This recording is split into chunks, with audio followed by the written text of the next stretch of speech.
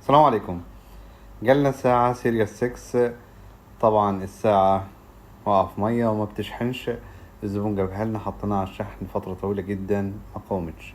طبعا هنفك الجهاز الساعة زي ما قلت، هسخن تسخين بسيط جدا على الساعة، وفي نفس الوقت بستخدم المادة اللي معايا اللي قلت عليها قبل كده 8 3 لتسهيل عملية الفك عليا. طبعا انا وانا بدخل بالشفرة او بخش باي اداة ايا كانت، بحاول بقدر الامكان ان انا ما اخدش الفريم، دي اول حاجة. تاني حاجة ان انا احاسب عشان خاطر الشاشة ما تنكسرش. ممكن في ناس تكون مستسهلة الموضوع، وزي ما انتم شايفين انا مسرع الفيديو. انا ممكن اقعد في الفك فترة طويلة عبال ما افك الساعة عشان ما يحصلش ريسك في الشاشة الاصلية بتاعت الزبون. زي ما قلت، بالراحة وبالتسخين، ما تفكتش معاك اول مرة. بتحاول بقدر الامكان ان انت تسخن تاني وتدخل صح. لو دخلت بالشفرة او باي اداة انت بتستخدمها صح، خلاص انت دخلت. ولو دخلت مرة ما تخشش تاني بالشفرة. حاول تشتغل بقدر الامكان باي حاجة تكون زي البلاستيك او كده، بحيث ان انا افتح الشاشة واكون في نفس الوقت ما خسيت الشاشة. طبعا انا فتحت اهوت، وزي ما انتوا هتشوفوا انا شايف بقايا مية داخل على الزر بتاع الباور، هي اللي ممكن تكون عاملة مشكلة. ما تستبسطش الموضوع، ممكن اقل شوية مية هم اللي يكونوا عاملين الشرط في الساعة وما تقبلش شحن للأسف الشديد. انا طبعا على فكرة ممكن الساعة تكون مع التسخين تظبط لوحدها، يعني تخيل ان انت حطيتها على التسخين فترجع تشحن لوحدها. طبعا انا بتأكد اذا كانت الساعة لسه شغالة والشاشة معايا ما فيهاش ريسك ولا لا. طبعا الساعة هي شغالة الحمد لله.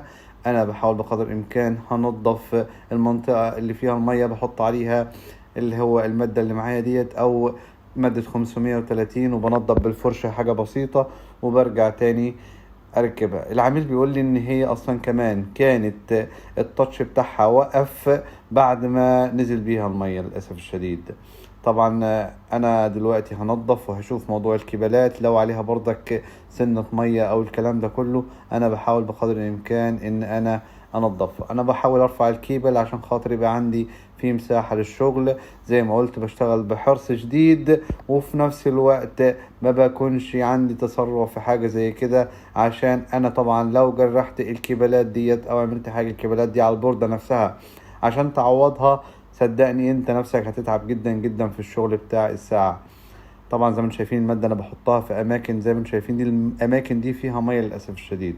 طبعا انا دلوقتي خلصت وبشوف وبجرب اذا كانت الساعة هتشتغل ولا لا. بحاول اشوف شاحن سريع بقدر الامكان بحطها عليه، وبنرجع تاني نشيك طبعا على الساعة بعد فترة من الوقت. انا حطيتها على شاحن سريع ان شاء الله، وهجرب ما شاء الله الساعة اشتغلت. وبعد ما اشتغل هجرب التاتش عشان اتأكد 100% اذا كانت شغالة ولا لا.